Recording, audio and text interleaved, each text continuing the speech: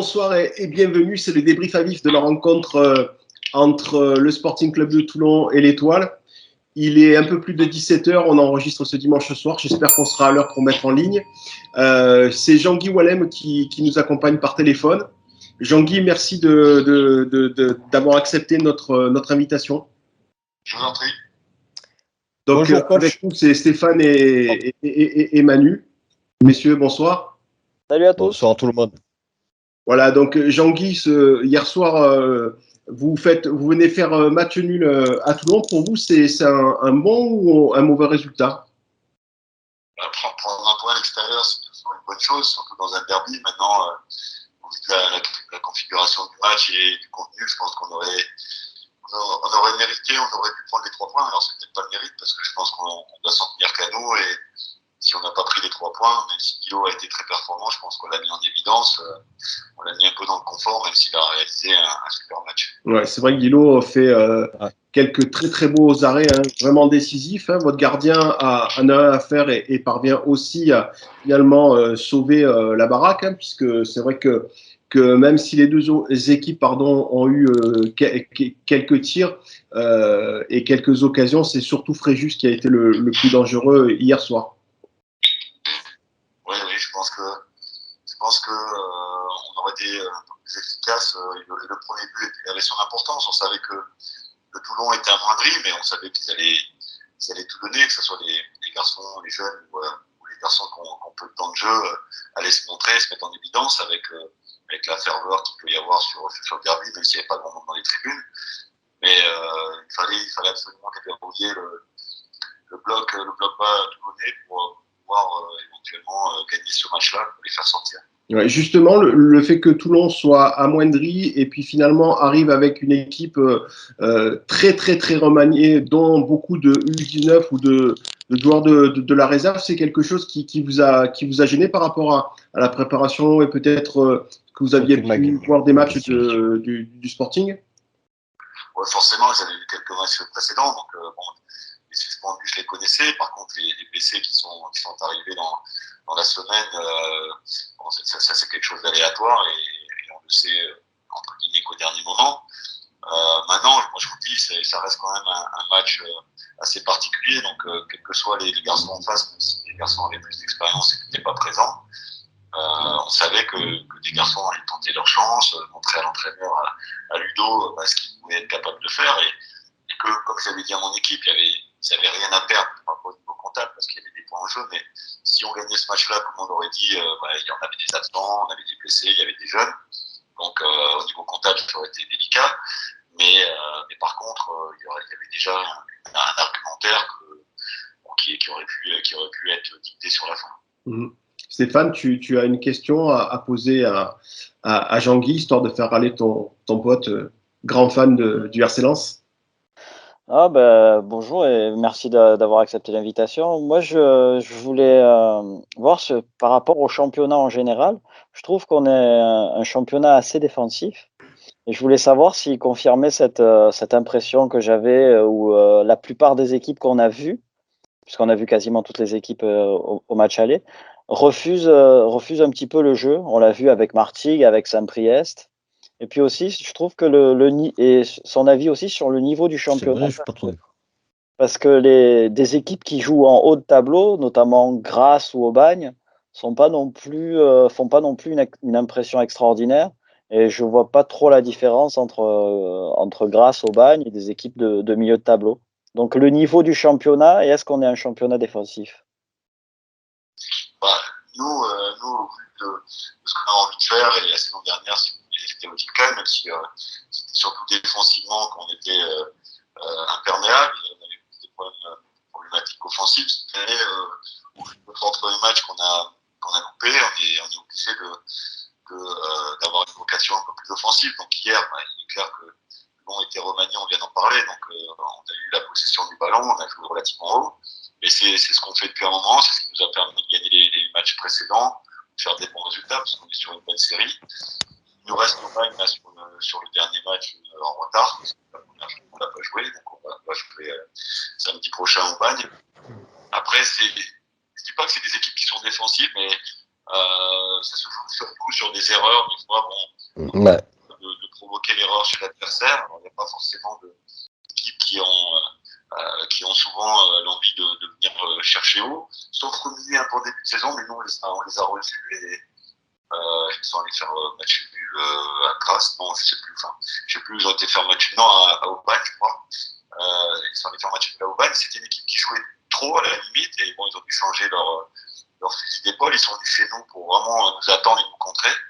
Contre Grasse qui est en tête en ce moment, ou Gol qu'on n'a pas encore affronté sauf en match de préparation.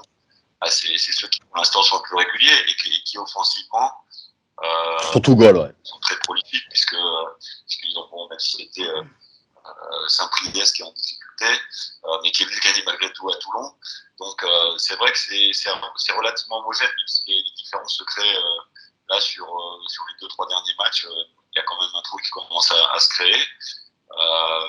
Maintenant nous on aspire à récupérer les points qu'on a vraiment perdu bêtement sur nos 3 premiers matchs et on est obligé de faire une série presque sans faute pour réespérer quelque chose, même si on est encore loin des premières places.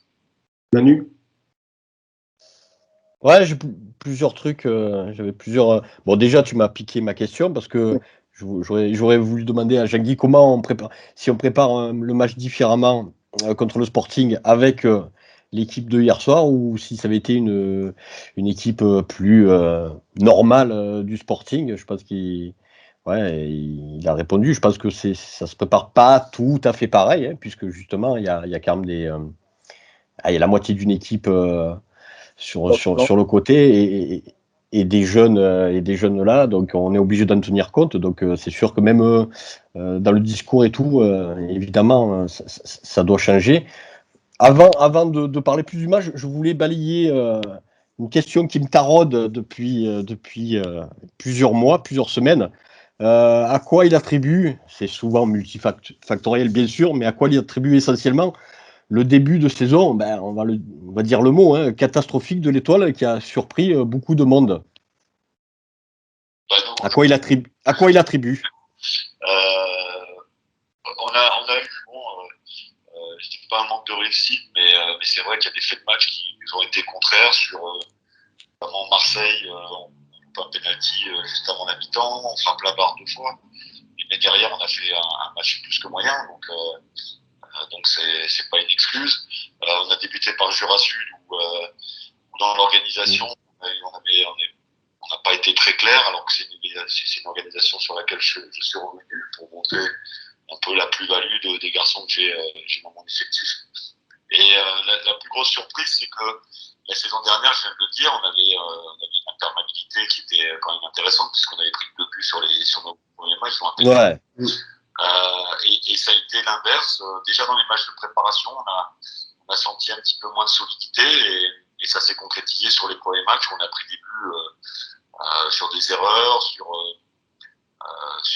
une exigence qui était notre force et on a dû remanier ça et revoir tout de suite différemment les choses puisqu'on se préparait à être dans la continuité, même si avec le Covid il y a une grosse continuité comme d'autres, ça nous a coupé forcément l'herbe sous le pied parce qu'on était sur une bonne dynamique. Bon, alors on avait un match en retard à jouer contre Grasse, mais si on négociait bien, on était presque en tête. Et c'est vrai que c'était plus offensivement qu'on avait des problématiques. Je me suis retrouvé en prenant un peu trop de buts et en n'étant pas efficace non plus sur l'aspect défensif. Donc c'était une surprise aussi pour nous. Donc on a dû remanier ça assez vite et retrouver nos fondamentaux, même si vous dites, ça n'est forcément au vu de la saison précédente une surprise pour nos adversaires. Tout à fait. Pardon, est-ce que justement le fait de ne pas pouvoir jouer ce premier match à Aubagne est quelque chose qui coupe une dynamique spécifique à la reprise d'un championnat, surtout après un long temps d'arrêt suite à la situation sanitaire? Oui, dans la préparation, c'est vrai qu'on a toujours un agenda, on cale toujours nos matchs de préparation, et là, ça a reporté de 15 jours, puisqu'on n'a pas pu trouver un match qui remplaçait Aubagne, puisque le championnat commençait, il fallait trouver une régionale, et c'était pas facile, donc on a fait une oppo interne, ce qui est jamais la même chose. Donc non, mais moi je pense que c'est un tout. On avait décidé avec le président de rester sur la dynamique. On nous a promis qu'on allait rejouer. Alors c'était peut-être une promesse qui s'est convertie Ouais. en mensonge. Je pense que l'année dernière, ils ont voulu que la nationale, il y ait une certaine équité en nationale et pas déclarer tout de suite que la N2 n'allait pas, que le championnat de N2 n'allait pas se finir. Mais nous, on avait fait le pari de se dire on va continuer à s'entraîner. On a été au chômage partiel comme la plupart des clubs, mais on va continuer à s'entraîner parce que s'il n'y a qu'une chance pour qu'on puisse continuer ce championnat, il faut qu'on soit prêt. Et peut-être qu'on sera plus prêt que les autres. Alors, est-ce que ça a joué sur le fait que d'autres clubs ont fait le pari de se dire bon, on ne rejouera plus? Il y a eu quelques coupures, donc mentalement peut-être qu'on n'a pas eu assez de repos.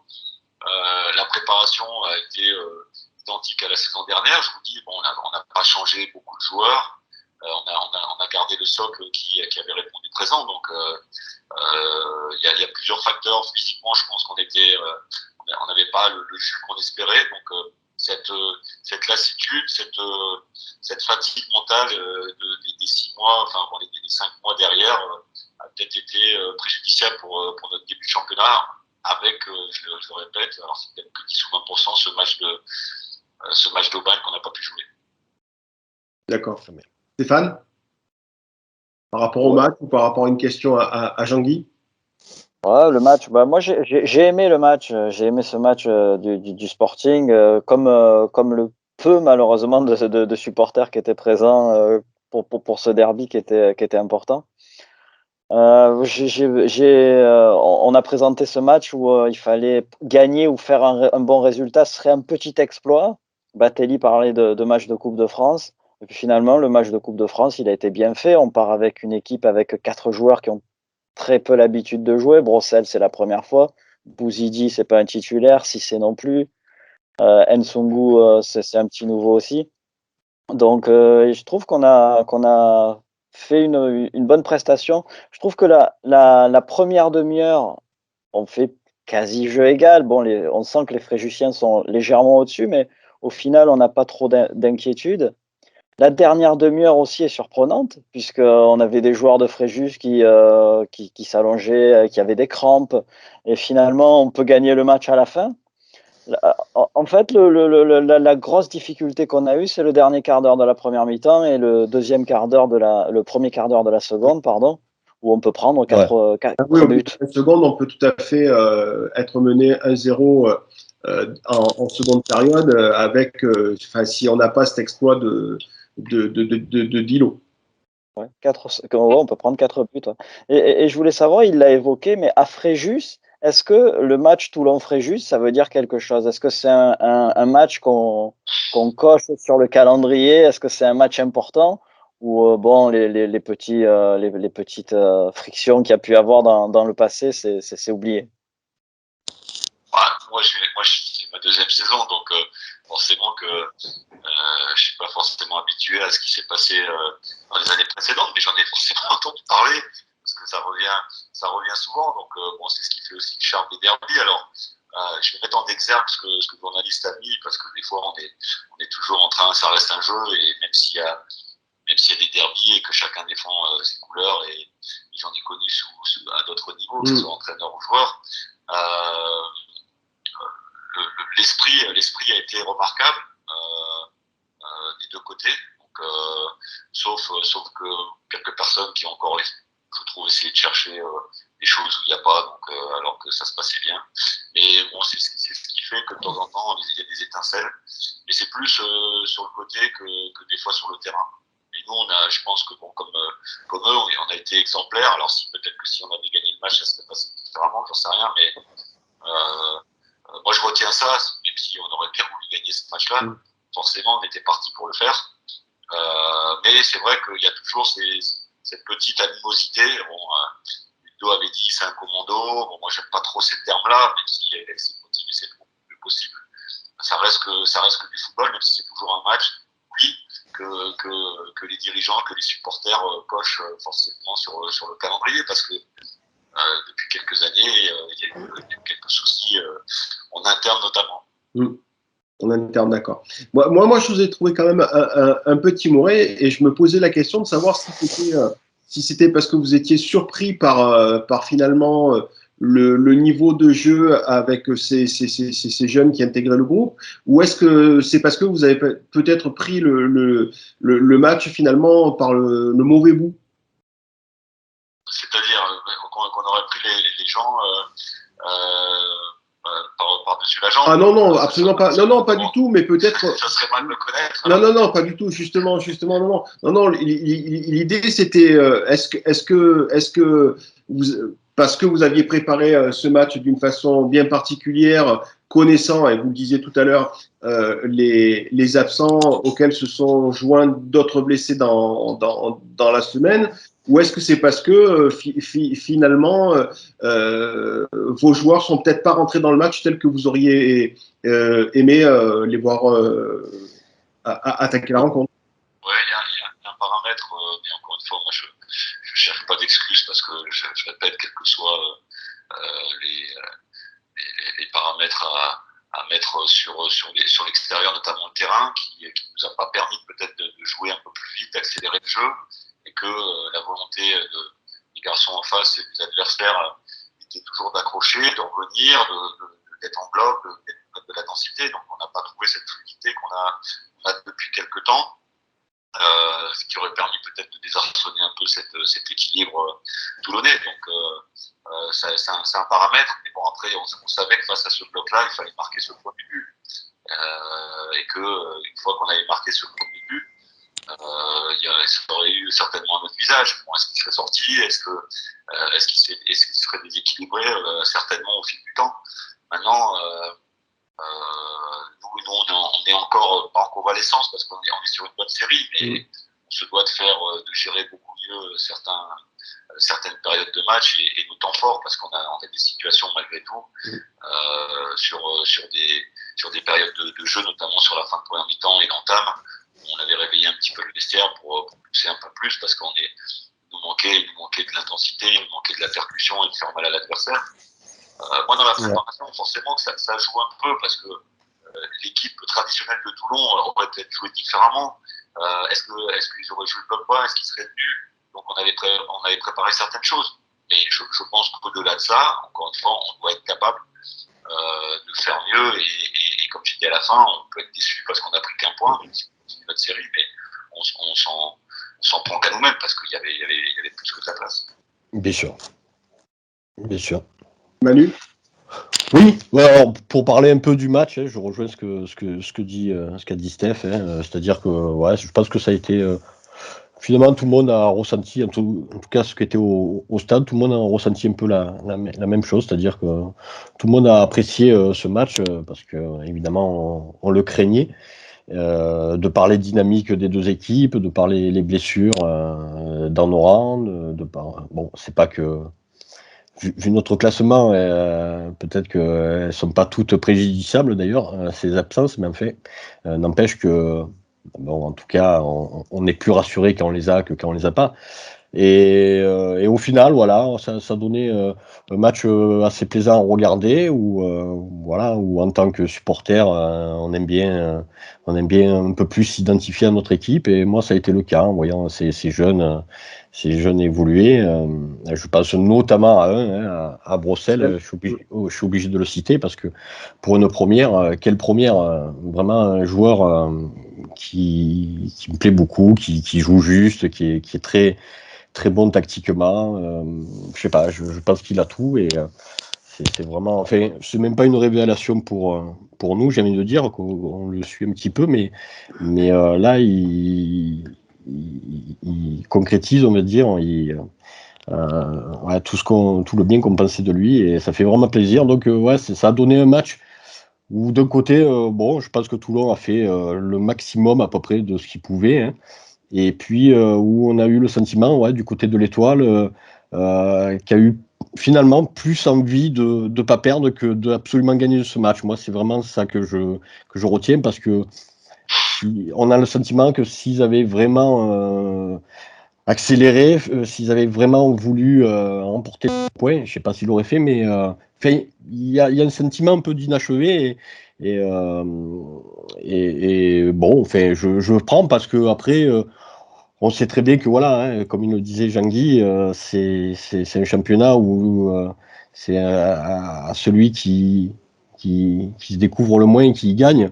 Donc peut-être que prendre une défaite juste avant la Noël comme ça aurait peut-être fait un peu de mal. Donc un point, ça permet toujours de regagner voilà, la mi-temps là, du championnat, bon, ben, à peu près tranquillement. Mais c'est dommage pour eux. Et nous, de notre côté, je pense qu'on a fait à peu près ce qu'il fallait pour prendre ce point qui a des allures de victoire au vu des circonstances, de vraiment la dynamique difficile, casser cette spirale de défaite et voilà, avec des joueurs qui sont pas des titulaires et qui ont su donner satisfaction et qui ont mis beaucoup de cœur à l'ouvrage. Moi, il y a juste deux choses par rapport à ce qu'on venait de dire. C'est que nous, on a eu la volonté de le gagner. Je fais, à part Jamrozic qui sort parce qu'il a des crampes, donc je fais rentrer le petit Carl de Souza sur le côté comme piston, et qui a apporté aussi sur le côté droit des possibilités, parce que c'est là qu'on doit marquer sur un de ses sens. Quand Schmidt, on laisse passer pour Inès. Ouais, d'ailleurs, on n'a pas compris que. Ouais, on se dit s'il la prend, il y a but. Et puis, ouais. Je pense qu'il avait peut-être eu la ligne derrière lui, mais bref, c'est un choix. J'ai fait rentrer deux attaquants, un peu plus costauds pour essayer de peser, d'obtenir face à ce bloc bas des fautes ou des frappes, ce qu'on n'a pas fait.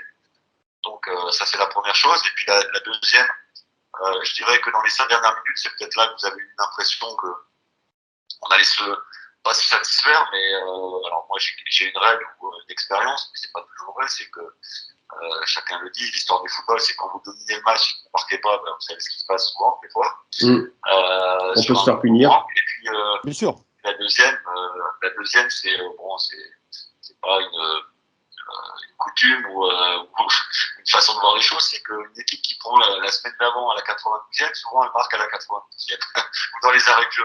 Donc j'ai pensé à un moment donné, Toulon venant de perdre à Grasse dans les arrêts de jeu. Ouais, c'est vrai. Je me suis dit, tiens, comme l'histoire, ça fait quand même, s'il y a 5-6 occasions qu'on a, même s'ils en ont eu quelques-unes aussi, et qu'on n'arrive pas à mettre ça au fond, on va retourner une main devant l'autre, une main devant l'autre, on va prendre un but à la dernière minute. Ça sera bien pire. Donc, il n'y a jamais eu la volonté de certainement pas gagner ce match. Alors après, les paramètres, c'est vrai que sur ce match-là, on attend notre équipe, mais ça serait manquer de respect aux garçons qui nous ont posé problème hier, et tant mieux pour eux. Un public un peu plus effervescent, parce que la saison dernière on avait joué à huis clos, donc on s'attend à ce qu'il y ait une ambiance aussi un petit peu plus importante. Donc ça aussi, pas dans la préparation du match, mais c'est vrai que des fois c'est cette étincelle-là qui fait que le match est différent, plus engagé. Ouais, bien sûr. Bon, je reparle du terrain, c'est clair que ça va emmerder aussi tout le monde de temps en temps pour jouer au football, mais parce qu'il est très haché, très très lourd, il devient lourd sur la fin. Donc c'est pour ça aussi que les efforts se payent. Mais donc voilà, nous on a toujours eu la volonté de, quel que soit l'adversaire, de jouer les 3 points. Et après, quand on peut pas les prendre, on se satisfait entre guillemets. Mais bon, moi on a des regrets sur ce match-là parce que il y avait vraiment la possibilité de prendre 3 points. Ouais, bien sûr. C'est pas une réaction par rapport à ce que vient de dire Jean-Guy?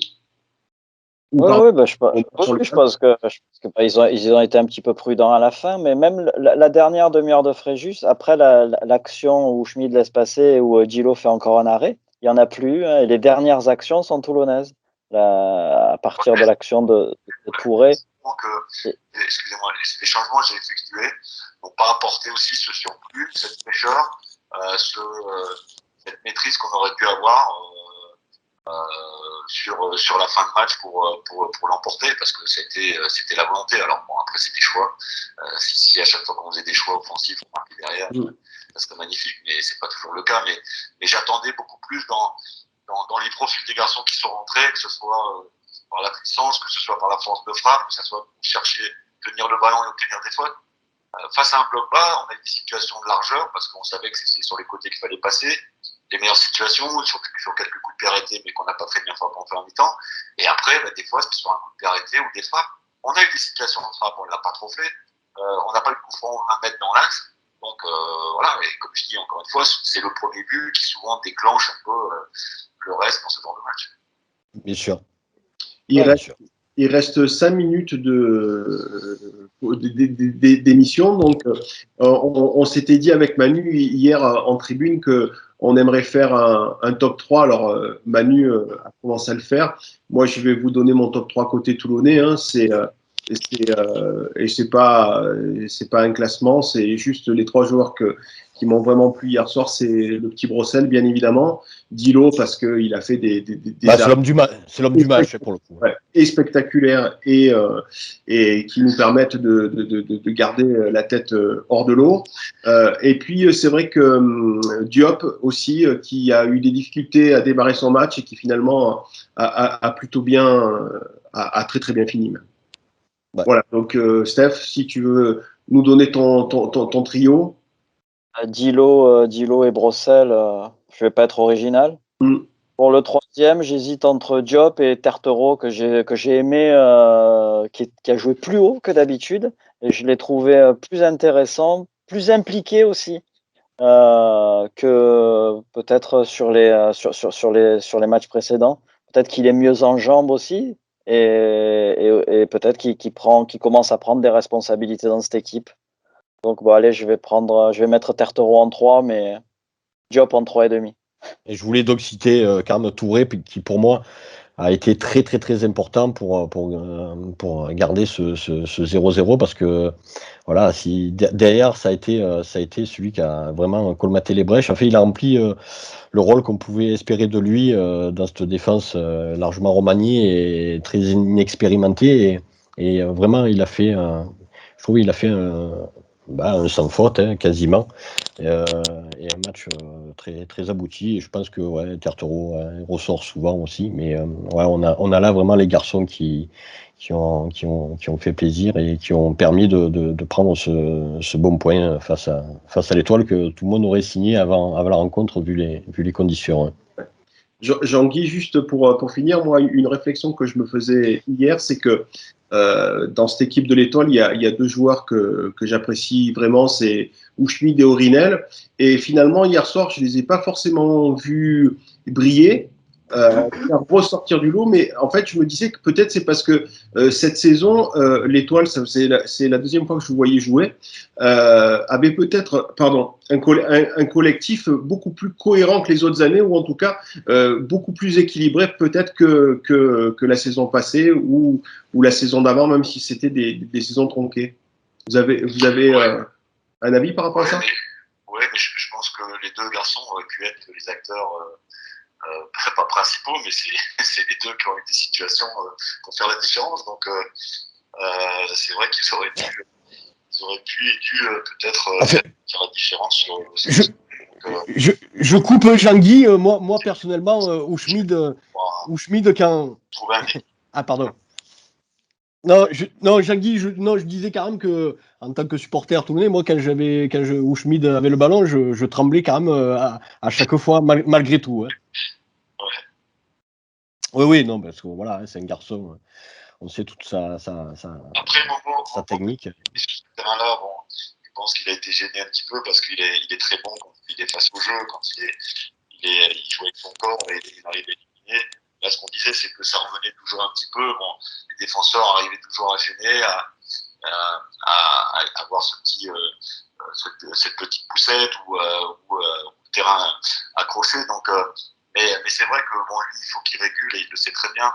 Et c'est quelqu'un qui est très généreux. Donc, mais de temps en temps, il fait trop d'efforts et il doit garder un petit peu cette énergie pour son efficacité, parce que c'est quand même le garçon qui est le plus devant. Bon, quand j'avais fait le choix de mettre le petit Jordan Alexandre aussi, qui avait été performant depuis 3-4 matchs, et là aussi, il a été pris un petit peu dans le bourbier. Là, il n'a pas eu cette possibilité de faire mal comme il le fait depuis quelques matchs, même si il a encore un manque d'expérience.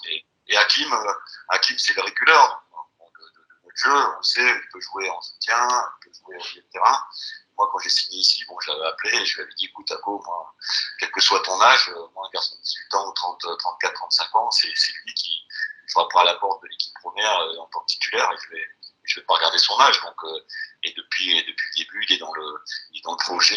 Bon, c'est quelqu'un qui aime ce club et sur le terrain, c'est un cadre, c'est un garçon qui a envie, malgré un âge qui commence à être avancé entre guillemets, vouloir toujours être à l'écoute, donner ce qu'il peut donner et c'est des garçons sur qui on peut se reposer comme d'autres.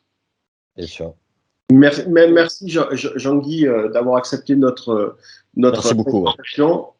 Bonne continuation. La semaine prochaine, c'est un match en retard. Je voulais terminer par cette dernière question. Au jour d'aujourd'hui, si l'étoile, est-ce que l'ambition reste de monter malgré le début de saison chaotique ou pour le moment, on va rester dans le discours de prendre les matchs les uns après les autres et de faire les côtes à la fin?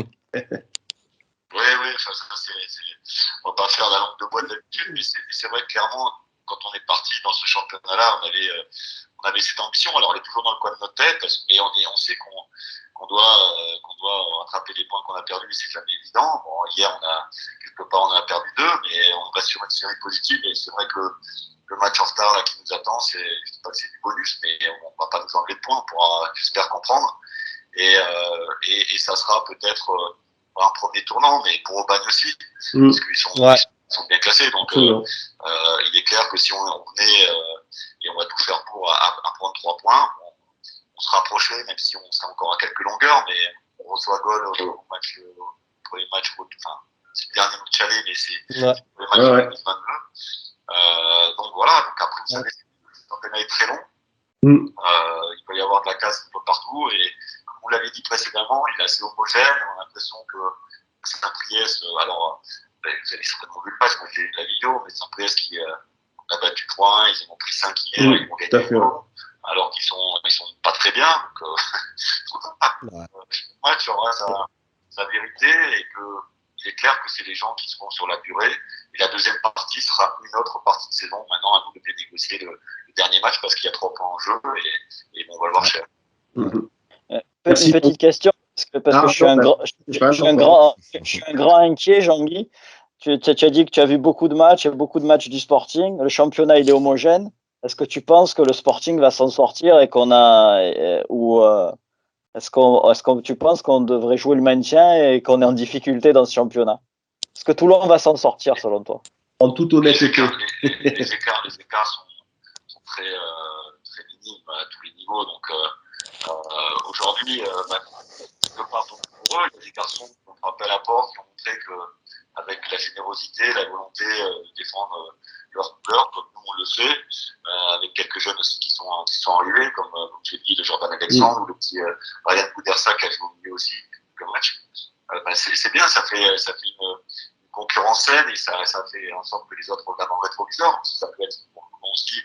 Alors, la grande dans les absents qu'on a parlé, il y avait des blessés, il y avait des gens peut-être qui sont en méforme, mais il y a surtout des suspendus. Tout à fait. Et c'est quand même la grosse problématique qu'ils ont depuis un moment. Alors, clairement, je ne les ai pas tous vus, hein, mais c'est vrai que c'est cette problématique-là de nervosité et de tension qui fait qu'aujourd'hui, ils sont certainement un peu plus en difficulté. Bien sûr. Ouais. Ce coup-ci, on arrête vraiment. Le travail de montage derrière. Ouais. Jean-Guy, merci beaucoup. Merci beaucoup. Merci vraiment. Merci. C'est super. Et puis à très bientôt. Et puis bonne chance pour la suite du championnat. Merci. Merci. Merci. Alors, merci Stéphane. On n'a pas trop pu te laisser parler. Donc, si tu veux avoir la conclusion de cette émission, je te l'offre. Bon, j'espère que le Sporting va s'en sortir parce que là, avec les matchs en retard, on pourrait être premier non relégable. Donc, j'espère qu'on va s'en sortir. C'est vrai que on a aussi les vents contraires depuis le début de la saison. On pourrait avoir 2-3 points de plus et 2-3 points de plus. On serait pas 13e, on serait 7e. C'est vrai que le penalty à Jura Sud qu'on aurait pu nous donner sur la blessure de Constant, le penalty raté de Delgado et le poteau à Lyon. Les matchs qu'on perd contre Martigues et contre Saint-Priest qui sont où ces deux équipes-là ont rien montré. Saint-Priest, je suis pas trop d'accord. Saint-Priest, ils avaient joué, hein, et notamment ils étaient derniers. Je trouve que des derniers qui jouent comme ça, là, je suis pas trop d'accord. Martigues, bon, ben, ok, mais bon, après c'était deux équipes en difficulté, mais non, Saint-Priest, faut pas oublier qu'ils étaient derniers. Ils ont quand même joué, hein, les Sampriotes, hein. Non, non. Enfin, pour moi, c'était pas une.